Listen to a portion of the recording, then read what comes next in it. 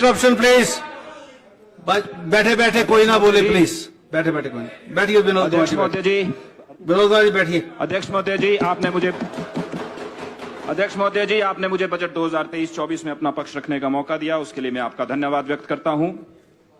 अध्यक्ष महोदय जी, जो वर्तमान सरकार जो है, वर्तमान सरकार को बदनामी के लिए विरोध पक्ष की जरूरत नहीं है। यह बदनामी वर्तमान सरकार खुद ही कर ले रही है। यह सरकार विरोध पक्ष की मोहताज नहीं है, यह आत्मनिर्भर सरकार है। अध्यक्ष महोदय जी, मैं देख रहा था 2024-25 का संक्षिप्त बजट। मैंने देखा कि जब आदरणीय मुख्यमंत्री जी ने सत्ता संभाली तो प्रदेश, इसमें लिखा है, जो कि सत्ता पक्ष के विधायक और मंत्री बार बार कहते रहते, इसमें लिखा है कि जब सत्ता संभाली तो 76,651 करोड़ का कर्जा था, और आज 2 वर्ष के अंदर अभी आपने दिया है 96,568 करोड़। लेकिन मैं ये दावे से कह सकता हूं कि इस वर्ष के अंत में ये 1 लाख करोड़ से अधिक होगा। तो सबसे ज्यादा अवार्ड वर्तमान सरकार को दिया जाए। पीआरसी रिसर्च और कर्जा लेने में हम पूरे देश में हैं 5वें स्थान पर गए हैं, जो कि 39.9% का कर्जा हमारी जीडीपी पे आ चुका है। इसका मतलब यह है कि अगर हम 100 रुपए कमाते हैं तो उसमें से 40 रुपए तो कर्जे में जा रहा है। मैं इस सदन के माध्यम से पूरे प्रदेश को बताना चाहूंगा कि कर्ज लेने का मतलब क्या होता है।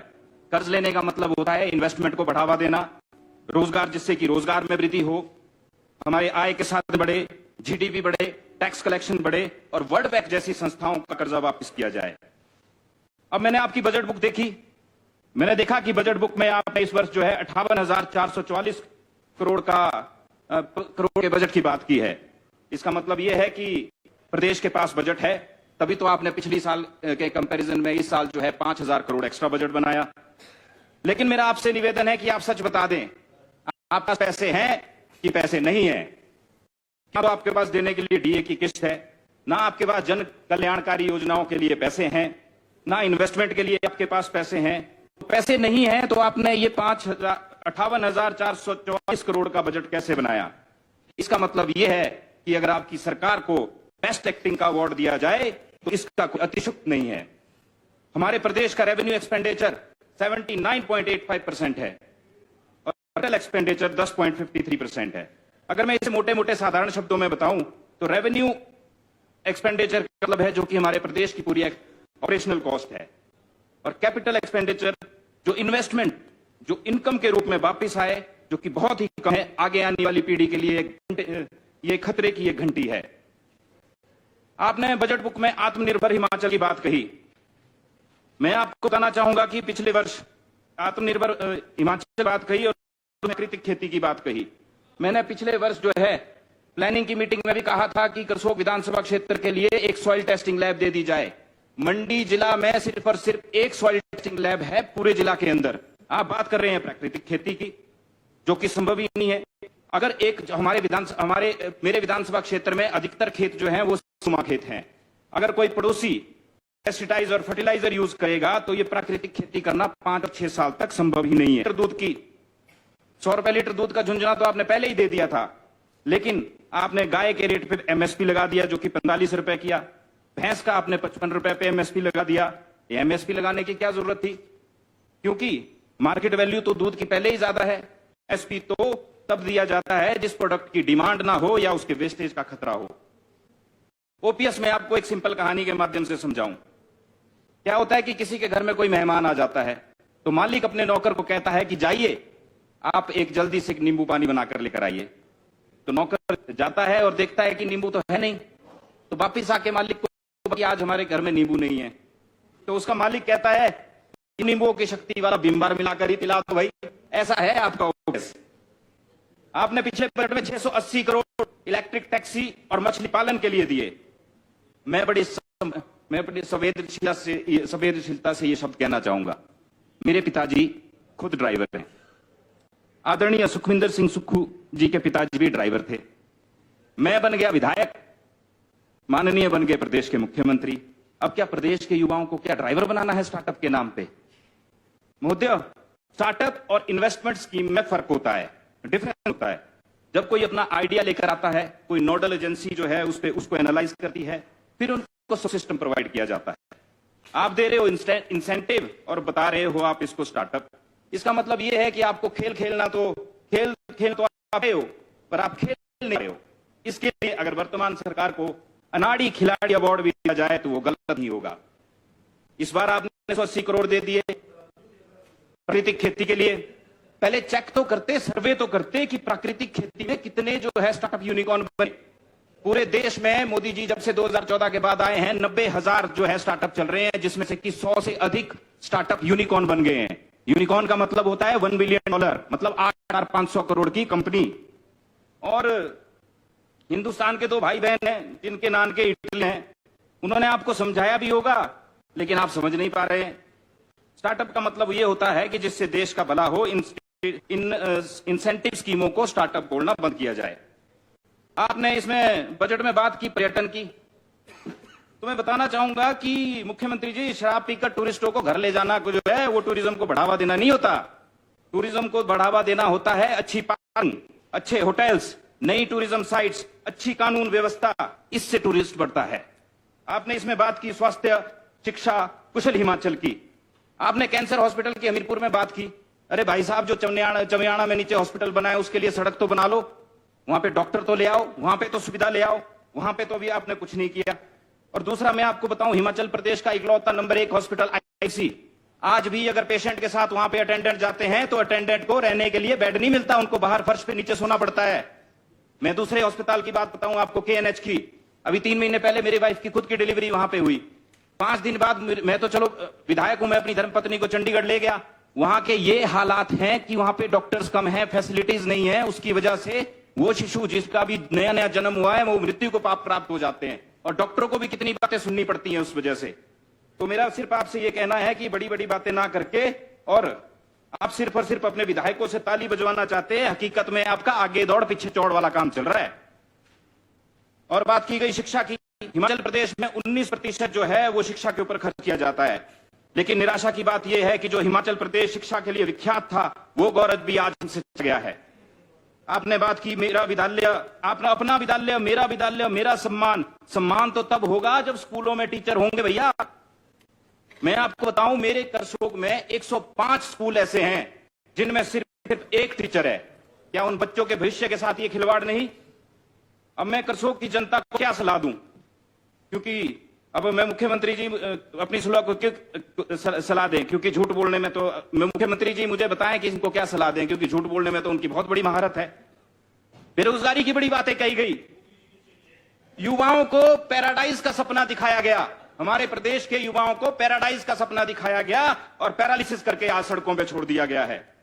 PLFS और NSSO के सर्वे के अनुसार जुलाई से सितंबर तक हिमाचल प्रदेश में अनएम्प्लॉयमेंट रेट जो है देश में सबसे ज्यादा रहा, जो कि 33.9% है, जिसमें 17 और 29 वर्ष तक के युवा भाई बहन, जो हमारे पास ह्यूमन कैपिटल है, लेकिन निराशा की बात यह है तो सड़कों पे पड़े हैं, धक्के खा रहे हैं, जिसमें 49.2% जो है महिलाएं हैं, बाकी बेरोजगार घूम रहे हैं। मैंने तो पहले भी कहा था 5 लाख क्या, 50,000 क्या, 5,000 क्या, 500 नौकरी नहीं दे पाएंगे, और ये बात जो है सत्य हुई है। तो सत्य हुआ है। JIT के बच्चे हैं, ड्राइंग मास्टर है, कोविड वॉरियर है, आउटसोर्सेज के कर्मचारी हैं, शास्त्री हैं, सब सड़कों पे बैठे हुए हैं। क्या ये है व्यवस्था परिवर्तन? इसे कहेंगे आप व्यवस्था परिवर्तन? बेरोजगारी को चलो दूर करने के लिए मेरे आपके लिए कुछ सुझाव हैं। हिमाचल प्रदेश में कई ऐसे सेक्टर है जिसमें ग्रोथ होनी चाहिए। फार्मास्यूटिकल इसमें नंबर 1 आता है। अगर हम बात करें कोविड के समय में तो 90 देशों को जो है हमने जो है दवाई सप्लाई करी। UNO ने भी हमें विशेष ग्रांट दी। ब्राजील के प्रेसिडेंट ने तो हनुमान जी की संजीवनी बूटी लेते हुए फोटो तक ट्वीट की। और 3rd लार्जेस्ट मेडिसिन प्रोड्यूसर हैं हम एड्स की दवाई में, जो कि पूरी मार्केट का 80% है। 2030 तक ये मार्केट 130 बिलियन तक पहुंच जाएगी, जो भी मात्र 42 बिलियन है। और हिमाचल प्रदेश में इसका योगदान 25% है। इस सेक्टर में हमारा रोजगार ना के बराबर है। हाइड्रो की बात की जाती है, हाइड्रो में हमारे राज्य के पास बहुत सारा पोटेंशियल है, लेकिन मैं अपने विधानसभा क्षेत्र की बात करूं, वहां पे स्टेज 3 SJVNL की लग रही है, और वहां हमारे युवाओं को वहां पे रोजगार ही नहीं मिल पा रहा है। और मेरे साथ के एक मंत्री है, वो सब कुछ हमारे विधानसभा क्षेत्र के जो फंड मिलना है उसको भी ग्रामीण में लेके जा रहे हैं। जो नौकरियां मेरे विधानसभा क्षेत्र के लोगों को मिलनी चाहिए थी वो नौकरियां भी नहीं मिल पा रही है। तो ऐसे कैसे चलेगा? और 2021 में मैं आपको बताऊं कि ईवी इलेक्ट्रिक व्हीकल की जो मार्केट है वो 50,000 करोड़ की है और रॉकी मोंटो के अनुसार 2023 तक ये 3,70,000 करोड़ की हो जाएगी, लाख करोड़ की हो जाएगी। तो हमें क्या चाहिए? हमें चाहिए कि हम बैटरी बनाएं, हम स्पेयर पार्ट्स बनाएं, हम लाइट्स बनाएं, हम ड्राइवर ना बनाएं। और आपने बात की कि हमारे खिलाड़ियों की बात की कि उनको जो है वो बड़े बड़े अवार्ड सम्मानित किए गए। भाई साहब, जब तक नीचे ग्राउंड लेवल पे एकेडमीज नहीं होंगी, जब ग्राउंड लेवल से जब हमारे यूथ को आइडेंटिफाई नहीं किया जाएगा, तब तक जो है वो कैसे उनको इतने अवार्ड्स मिलेंगे। और आर्टिफिशियल इंटेलिजेंस की बात की गई। आईटी सेक्टर के बच्चे चंडीगढ़ में, दिल्ली में, गुड़गांव में, हैदराबाद में, बेंगलोर जैसी सिटी में घूम रहे हैं और हमने क्या किया है? हमने अपना software technology park of India किराए पे दे रखा है। इसके अलावा मेरा आपसे यही निवेदन है कि हम सबको अपने हितों को छोड़कर प्रदेश हितों में काम करना होगा और प्रदेश को प्राथमिकता देनी होगी। हमें फ्री वाइब और जन कल्याणकारी योजनाओं में फर्क समझना होगा। जो फ्री की रेवड़ियां बांट रहे हैं आप लोग, उसमें और जन कल्याणकारी योजनाओं में। नहीं तो कर्ज बढ़ेगा, विकास कार्य रुक जाएंगे, इंफ्रास्ट्रक्चर नहीं बनेगा, वेतन देने के लिए पैसे नहीं होंगे। क्या ये स्थिति अभी तो नहीं आ गई है? यदि हाँ गई है तो ये अलार्मिंग स्टेज है। अब मैं एक अपने हिमाचल प्रदेश में पिछड़ी जातियों के मामले में पंजाब जो है, पंजाब के बाद हिमाचल प्रदेश का दूसरा राज्य आता है। 2011 की जनगणना के अनुसार 18 लाख जनसंख्या जो है वो दलित समाज से आती है। सिरमौर में 30.39%, मंडी में 29.38%, सोलन में 28.37% और कुल्लू में ये 20.10 और शिमला में 26.51% है। मेरे विधानसभा क्षेत्र में भी लगभग 40% के करीब दलित समाज के लोग आते हैं। एनसीआरबी डेटा के अनुसार 2022-23 में 284 केस रजिस्टर हुए, जिसमें 92 case prevention of atrocity act, 32 cases स्वर्ण जातियों द्वारा दलितों की जमीन पर कब्जा। और एक और आपको मैं बताऊं, आपने 18 बोर्डिंग स्कूल का जो है निश्चय रखा। 25% आंकड़ा प्रदेश में अनुसूचित जाति के लोगों का आता है। कम से कम 5 स्कूल तो देते, हमें ना देते, सत्ता पक्ष वालों को ही दे देते। ये वर्तमान सरकार की, कांग्रेस सरकार की दलितों के प्रति मंशा को बताता है। संविधान निर्माता भीमराव अंबेडकर जी तो कांग्रेस की मंशा को उसी वक्त भांप गए थे, इसीलिए उन्होंने बौद्ध धर्म का रुख किया। संविधान में उन्होंने इकोनॉमी के आधार पर रिजर्वेशन ना रखकर रिप्रेजेंटेशन के आधार को बढ़ावा दिया।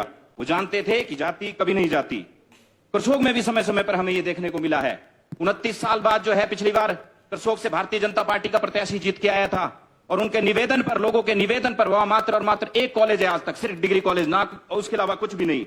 आदरणीय जयराम ठाकुर जी ने वहां के लिए, पांगणा के लिए कॉलेज दिया, आपने डिनोटिफाई कर दिया। आपने स्वास्थ्य संस्थान डिनोटिफाई कर दिए, उप तहसील डिनोटिफाई कर दी। और तो और पिछले 1 वर्ष के कार्यकाल में आपने करसोग में 5 एसडीएम बदल दिए। आपदा के समय में हम किसको ढूंढते जब वहां पे स्टाफ ही नहीं था। और तो और हॉस्पिटल में डॉक्टर नहीं है। ये आंकड़ा है, मैंने प्रश्न पूछा था। करसोग हॉस्पिटल में 1 डॉक्टर है और उसके अलावा 5 हॉस्पिटल प्राथमिक स्वास्थ्य केंद्र सैंज, मोहोग, सेरी, काओक, गोपालपुर, इन सब में सबकी पद 1-1 है और कोई भी नहीं भरा पड़ा है। ये विधानसभा में मैं प्रश्न पूछा था, उसका उत्तर है अध्यक्ष महोदय। और मेरा आपसे निवेदन है, और पीडब्ल्यूडी ने एससीडीपी को, सड़कों को मात्र और मात्र 50 लाख रुपए दिए। अगर कांग्रेस सरकार नहीं चाहती है कि दलित वर्ग आगे बढ़े, इसलिए अगर मेरे करसोग की ना बात करके अगर मैं रामपुर की भी बात करूं, सिरमौर की भी करूं, किन्नौर की भी करूं, रोहड़ू की भी करूं, तो हमारे कई लोग जो है वो उनके ईसाईकरण के मामले देखने को मिल रहे हैं। आप सड़कों के लिए पैसे नहीं देंगे तो स्कूल में टीचर ही नहीं होंगे, तो लोग गलत दिशा में जा रहे हैं। हमारा हिमाचल प्रदेश देवी देवताओं की भूमि कहलाया जाता है। तो मेरा यह आपसे निवेदन है, इस विषय में आदरणीय पूर्व मुख्यमंत्री और नेता प्रतिपक्ष आदरणीय जयराम ठाकुर जी ने ऐतिहासिक कार्य किया था और स्वर्गीय वीरभद्र सिंह जी ने भी, लेकिन आपने बजट में कोई प्रावधान ही नहीं किया। इसके अलावा मैंने कितनी बार कहा कि मेरे केंद्रीय विद्यालय की फाइल दिल्ली भेज दो, दिल्ली भेज दो। मुझे प्लानिंग की मीटिंग में कहा दिल्ली दे दी गई है। मैं 2 बार दिल्ली जाकर आया, वहां फाइल ही नहीं पहुंची है। तो मेरा यह आपसे निवेदन है कि इस झूठ के पुलिंदे को बंद करें। और करसोग के, मुझे तो कांग्रेस के कार्यकर्ताओं पर भी दया आ रही है। करसोग में please Sir, Manya Sir, Deepraj ji, nothing will go on record. Please, take your seats. No interruption, please.